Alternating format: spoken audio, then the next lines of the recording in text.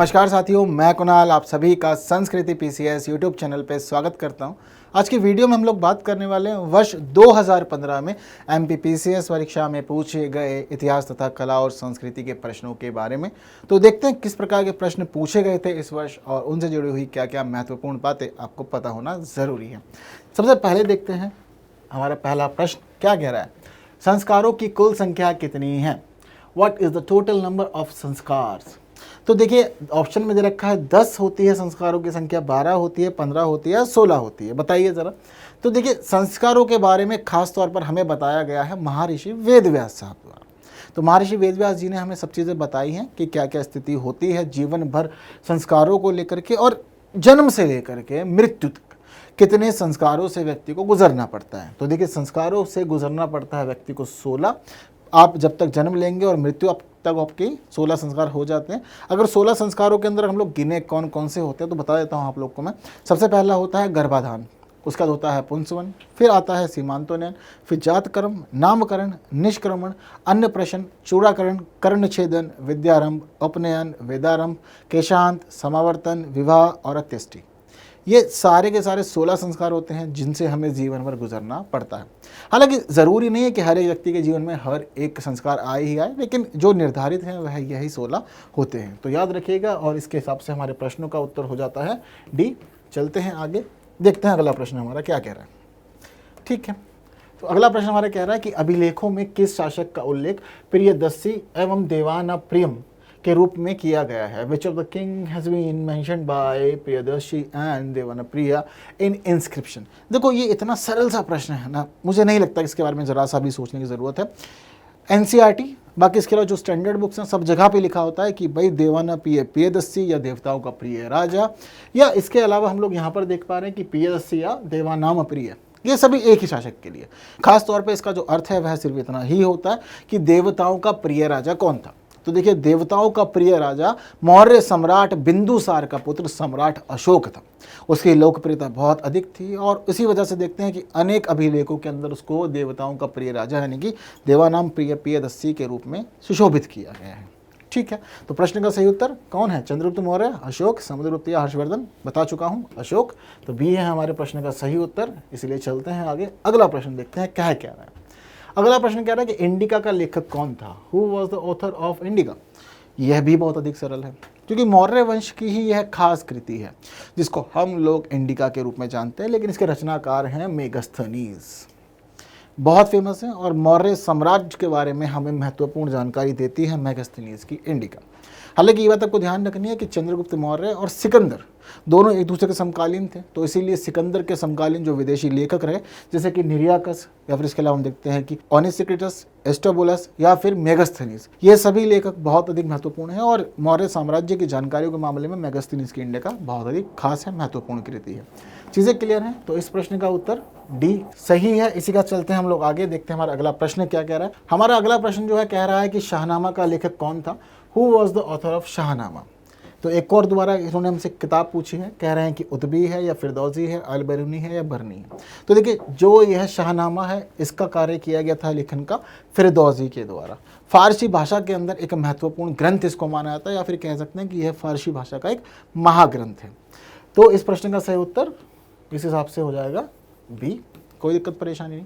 ये बात आपको ध्यान रखना है कि इस ग्रंथ में ईरान पर अरबी फतह के पूर्व के शासकों का चरित्र के बारे में बहुत अधिक चित्रण किया गया है, अच्छी चीज़ें उन्होंने लिखी हुई हैं।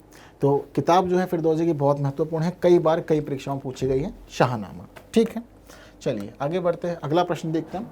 गुरु नानक ने अपना उत्तराधिकारी किसे नियुक्त किया था? Whom had Guru Nanak appointed his successor? अब देखो गुरु जो थे सिख समुदाय के अनुरूप 10 हुए, लेकिन ज़रूरी है कि आपको इन सभी 10 के सीक्वेंस पता हो क्योंकि इस प्रकार के प्रश्न कई बार पूछे जा चुके हैं। यहाँ पर कह रहे हैं कि गुरु नानक ने अपना उत्तराधिकारी कैसे नियुक्त किया था? Whom had Guru Nanak appointed his successor? तो देखिए गुरु नानक के द्वारा जिनको अपना सक्सेसर नियुक्त किया गया था उसके लिए 4 ऑप्शन है हमारे पास में, गुरु रामदास, गुरु अमरदास, गुरु हरराय और गुरु अंगद देव जी।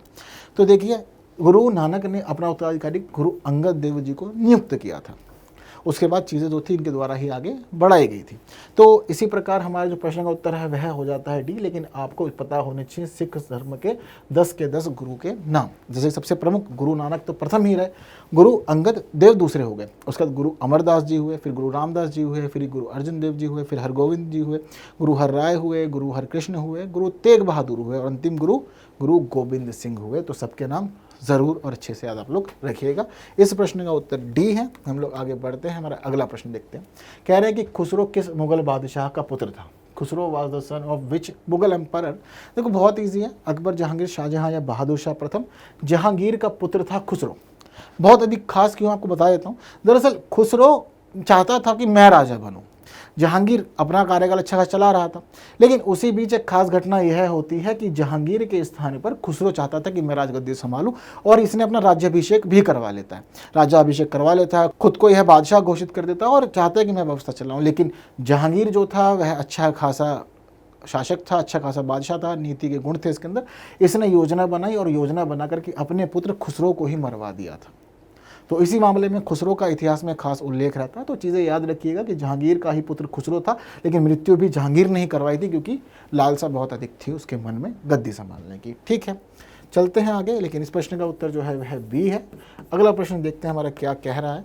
कह रहे हैं कि रेगुलेटिंग एक्ट किस वर्ष पारित किया गया था? In which year regulating act was pass? देखो कुछ देखने की जरूरत नहीं है, 1773 प्रश्न का उत्तर है। पहला कानून था ये। इस कानून की खास बात यह है कि इस कानून के माध्यम से ही अंग्रेजी सत्ता जो थी, यानी कि जो क्राउन था, ब्रिटिश सरकार थी, उसने यह स्वीकार किया कि कंपनी सिर्फ व्यापार ही नहीं कर रही है, भारत में आकर के राजनीतिक गतिविधियां भी कर रही है। यहाँ पर चीज़ें एक्सेप्ट हो गई, यहाँ से चीज़ें व्यवस्थित करना शुरू हो गई, और साथ साथ जो ब्रिटिश गवर्नमेंट थी उसने कंपनी के मामलों में इंटरफेयर करना शुरू कर दिया था। तो ये पहला मामला था 1773 का एक्ट जो आता है उसके माध्यम से। हालांकि इस एक्ट में बहुत सारी गलतियाँ होती हैं, जिस वजह से 1784 में पिट्स का इंडिया एक्ट लाना पड़ता है इसकी चीज़ों को सुधारने के लिए। बाद में हम देखते हैं कि समय समय पर अलग अलग एक्ट आते हैं और भारतीय व्यवस्था को व्यवस्थित करते हैं, साथ साथ कंपनी को लेकर के चीज़ों को परिभाषित करते हैं। हालांकि कंपनी को लेकर के जो अंतिम एक्ट आता है वह आता है 1853 में। उसके बाद हम देखते हैं कि 1857 की क्रांति होती है। फिर बाद में पूरा शासन भारतीय व्यवस्था का पलट जाता है। क्राउन कहता है कि अब सब कुछ मैं संभालूंगा, मेरे अधीन रहेगा भारत, और कंपनी के सभी दायित्व जो होते हैं वह समाप्त कर दिए जाते हैं। कंपनी को राजनीतिक गतिविधियों से मुक्त कर दिया जाता है यहाँ पे। ठीक है, तो पहला एक्ट रेगुलेटिंग एक्ट 1773 में पारित हुआ था। प्रश्न का उत्तर डी। चलते हैं आगे, अगला प्रश्न देखते हैं। कह रहे हैं कि विलियम बेंटिक के द्वारा सती प्रथा किस वर्ष समाप्त की गई थी? In which year sati system was abolished by William Bentinck? तो देखिए प्रश्न का सही उत्तर है 1829, सी।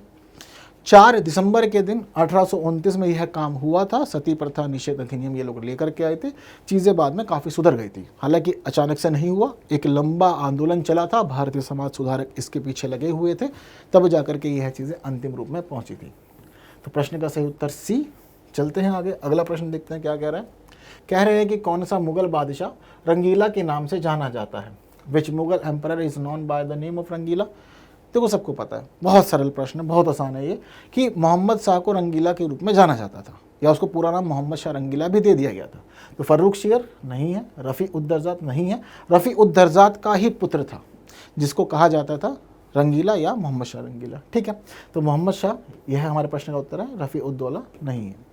ठीक है, रफ़ी उद दर्जात की मृत्यु के बाद हम देखते हैं कि सैयद बंधु किंग मेकर थे उस समय, तो यही मुगल बादशाह मोहम्मद शाह को बना देते हैं, लेकिन बहुत कमज़ोर होता है। पूरा दिन यह अपना अय्याशी में गुजारता है, चाहे शराब पीना हो, चाहे महिलाओं के साथ समय बिताना हो, ऐसी ही स्थिति थी। और मोहम्मद शाह का शासन ही बताता है कि दिल्ली का जो शासन है वह पूरी तरह से खोखला हो गया है। क्यों? क्योंकि मोहम्मद शाह के समय नादिरा शाह ने भारत पर आक्रमण किया था। देखो मोहम्मद शाह का काल 1719 से 1748 तक का है।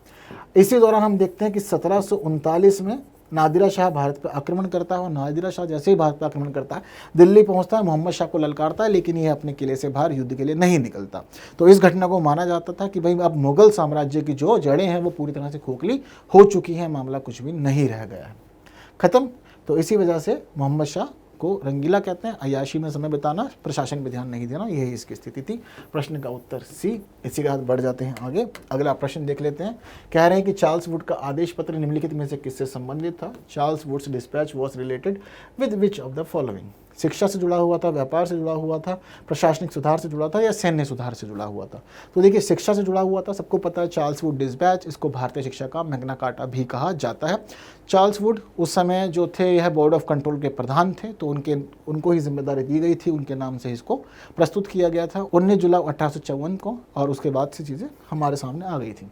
तो भारतीय शिक्षा का यह मैग्ना कार्टा था और भारतीय शिक्षा में महत्वपूर्ण सुधार इसके माध्यम से किए जाने की प्रावधान इसमें किए गए थे, ये हम लोग देखते हैं। तो प्रश्न का सही उत्तर ए ही हो जाएगा। ए पे शिक्षा लिखा है, व्यापार नहीं है, प्रशासनिक सुधार नहीं है, सैन्य सुधार भी नहीं है। तो ए के साथ बढ़ते हैं आगे, और आज की वीडियो में इतनी ही बात करते हैं हम लोग। और जितने भी महत्वपूर्ण प्रश्न थे वर्ष 2015 की MPPCS परीक्षा में, वह सभी हम लोगों ने डिस्कस कर लिए हैं। अगली वीडियो में मिलेंगे फिर कुछ नए प्रश्नों के साथ, लेकिन तब तक के लिए विदा दीजिए। Thank you so much.